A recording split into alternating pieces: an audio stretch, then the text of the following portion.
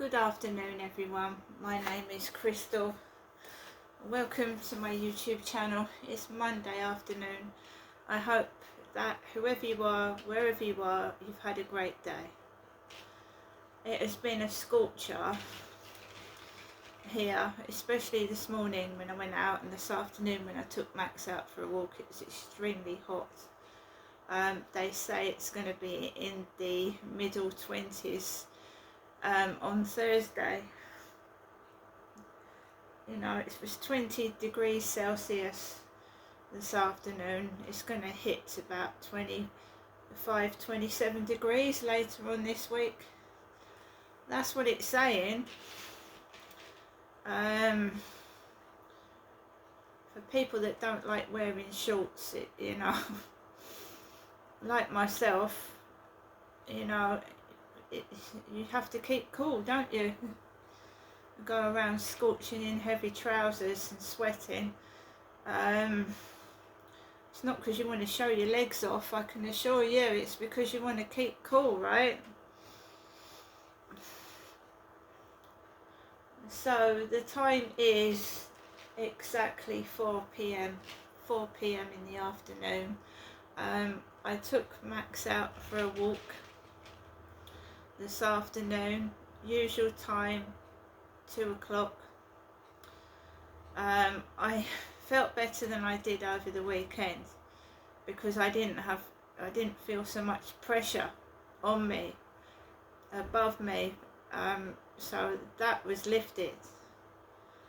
I still feel I'm being pushed beyond my comfort zone, pushed to make out that I'm crazy and a lunatic, and they are basically pushing me to the end of my tether by taking the piss out of me, being rude, getting in my way, and then trying to get a reaction out of me. And the stress of keeping it all in is worse than yelling. It's worse for your mental health than yelling and letting it all out.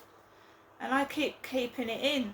These people are being obnoxiously rude and bad manners and just looking at me as if I don't exist. I mean, it's awful feeling. Makes you feel awful, and they're deliberately doing it. So this afternoon I had a delivery, but the delivery guy didn't ring the buzzer. He didn't ring the buzzer.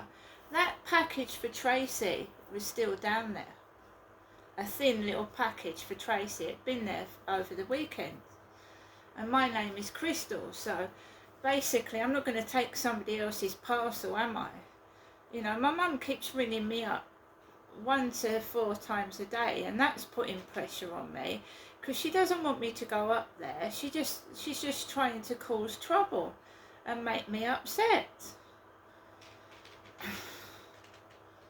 You know, so I stayed on the phone very, very, very briefly this morning.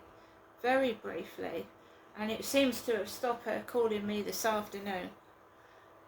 Oh, the pressure of what's going on over the weekend, I nearly blew a gasket, honestly.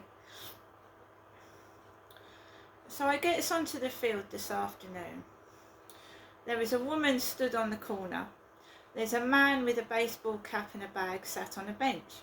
I'm trying to get past. I want to cross the road and walk on the pavement, and this woman is stood there, right? So I thought, no, I'm not walking around past that man. I didn't have shorts on, I had leggings. So I stayed on the pavement. I walked onto the field. Further up, there was a man with a bicycle. So he sits on the bench and his bicycle is there. So to stop someone sitting down, obviously, next to him. So he's got a bicycle there and he's sat there. I would never ever sit on a bench next to somebody. No. I would either sit on the grass. I would never ever sit next to a strange man on a bench on my own. Never. If I was with somebody and they decided to sit on the bench as well, yes, but on my own, I would never, ever, ever sit next to a man sat on a bench. Ever. So they put their bicycles there. So I walked around the other way, away from this bloke with the bicycle. And I was able to let Max off the lead. There's 2 homeless tents now, the other one's gone. 2 homeless tents. I walked past the tents and I walked around the fields. There was a boat, and the fumes that was coming off the boat was terrible. It went right up my sinuses. And a guy with a beanie hat. Now people are going to say I'm mad, but I filmed it. There's a guy with a beanie hat in this hot weather, on like a boat, driving it.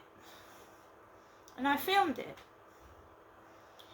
Carried on walking, and the bloke with the bicycle had gone, and there was a grey-haired man on the double-seater bench that I'd filmed this morning.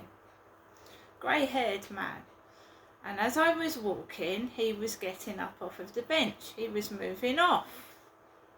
A grey-haired, middle-aged man was walking. He got up and then he walked off. And I was tired, so I sat down on that bench and I had my juice. And then I got up and I started to walk home. Also coming up onto the field was a police car. I've got the number plate of it because that gang stalking victims get that as well. The police stalking them. Police coming out where you live, probably just to go into the co-op and get a sandwich. I believe the police are stalking me.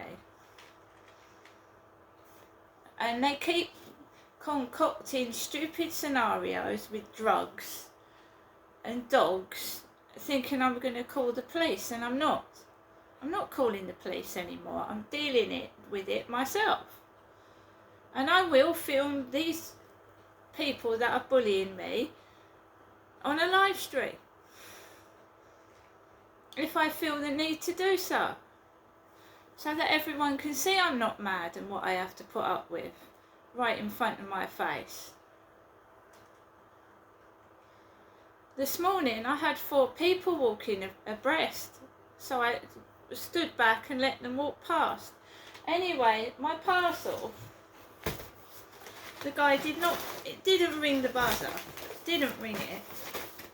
So, you know, you don't even know the parcel's there unless you've got your phone strapped to yourself. Potpourri, apple and cinnamon potpourri. Apple and cinnamon. Flying insects, flies, small flies, big flies, wasps, they don't like strong smells. No, they don't. Warm apple pie with dustings of sweet vanilla and a sprinkle of cinnamon and clove. Now I read that the small flies, I've got a few of them in my flat, they come in through the window when you open it. Small flies don't like the smell of cloves. So we're going to put some of this out, potpourri. I got that from eBay. I'm just reading about what gets rid of these annoying flying insects during the warm weather. There's also that fly paper, that's good stuff. That gets rid of loads of them. So that was my parcel downstairs, right? No one told me it was there. So I went to my phone, because I play Scrabble, and I noticed that it said your parcel is being delivered. So before I went out at 2, I picked the parcel up, and the parcel for Tracy was downstairs. Right, it was still there. What they do is they try and incite trouble. They try and make you cross so you do something stupid, and I'm trying to prove it's not madness. So I went back upstairs with the parcel, opened it, saw what it was and was okay. Then I got hold of Max and I took him out. And I have got fragile self-esteem. I've also got fragile mental health, as in anxiety. And they play on that. They'll try and frighten you and make you feel anxious. So I got hold of Max, went down the stairs, and the cleaner had left a door wedge, a wooden door wedge in the middle of the hallway, by the wall in the middle. I thought, what was that? Looked at it, saw what it was, left it, and then I walked out of the building. Now, in their tiny, shallow minds, they think that I would steal a door wedge. Because my father used to steal things. My dad did. My mother told me that he stole keys. So I left the door wedge where it was. And I walked straight up the road and I saw the police car. So if I'd have stolen a parcel or a door wedge, there's the police. Do you see what they do? Do you understand that I'm not crazy and that you see what they do? This apartment is named after train robbers, Biggs, Ronnie Biggs. It's a train robber. A thief. My dad was the thief, not me. So you've got a police car at the top of the road. I had no guilty conscience because I hadn't taken anything. I haven't done anything wrong. I've not done anything wrong. I've not stolen. I've done nothing that would involve the police coming to visit me. Okay, so that is what they do. Walked past the police car, took a note of the number plate, because this is going to be a big case in the future, what they're doing to me. And I put it on Facebook as well. I photograph it, and obviously I've got the car on YouTube video, the police stalking me. I went onto the fields and I walked around it, came home, came back into my flat. We'd already had a similar car alarm going off to the guy upstairs' car this afternoon. Somebody set their car alarm off because that upset me, didn't it? Made my face hurt. So somebody else set their car alarm off during the day, and he's at work. He's been at work since, well, he left here at 10 to 6 this morning. So someone copied him. I came back into my flat. I was sat down, relaxing, and I get a call from my doctor's surgery on a private number. And that's what the police used to do. They used to call me on a private number. So, hello Crystal. A telephone appointment has been booked for Friday the 16th of May. Listen to the name of the doctor. With Succeed Mangava. So SUCCEED MANGAVA. Succeed Mangava. For a mental health review. And she sounded like the lady that spoke to me from Chatham Job Centre. She had the same voice as the woman at Chatham Job Centre. I don't know if it was the same woman or not, but she sounded just the same as that person. Why can't they leave me alone? Why do they have to keep ringing the telephone when they know it hurts my face to cause trouble? And no, I didn't kick off or get angry. And when she kept repeating herself, it's for a mental health review. Yes, for my depression and anxiety. Yes, a mental health review. I said, yes, that's fine. It's my mother that's got schizophrenia. My mum that needs the help and support, not me. So carry on what you're doing. And also they pick on my teeth. My teeth. So to stir me up and get me upset, they put a car with the number plate Orc. O-R-C, Orc. An orc is an ogre with funny, horrible teeth. That's not nice, is it? Is it? They used to do it at my other block of flats. Somebody used to send post to my address calling me Fatima. Fatima, Fatty Marshall. So it's all happening again, look. What does the postman think when they read the front of the letter that's coming to your address? Fatty Marshall, Fatima. I went to the doctor's at my old address, and the woman said, why don't you go to the police? I said, the police don't do anything, they're useless. She said, you need to sit in there and demand and make a complaint.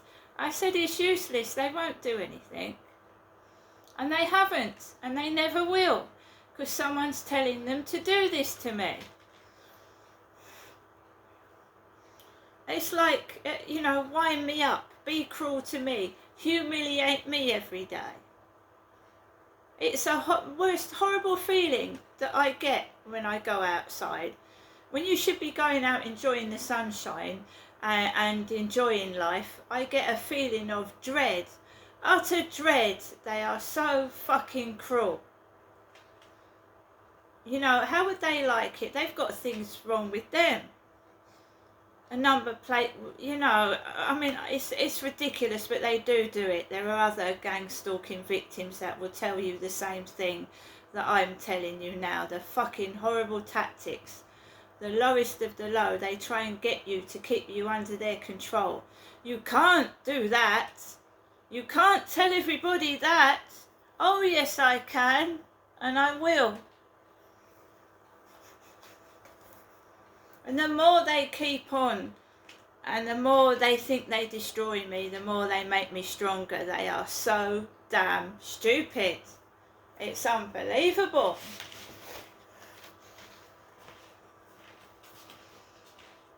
When God dealt out brains, he didn't give them any at all. None. I'm not afraid to show you who I am. I'm a woman. I've had 4 kids. I've had 4 children. I ain't going to look like a stick insect. No mother that's had children is going to look like a twig. They aren't. And your belly's never the same. The stretch marks don't go away. You can hide them with makeup, but you know, I'm proud of myself. I'm not hiding anything from me or anybody else. It's the bullies and the trolls that are ashamed of themselves, because if they were proud of what they were saying and doing, they would be proud to stand in front of my camera and show the world that they're bullying me and being cruel. Exactly. Gonna go now, guys. But when you bully someone, it makes them stronger. See you later.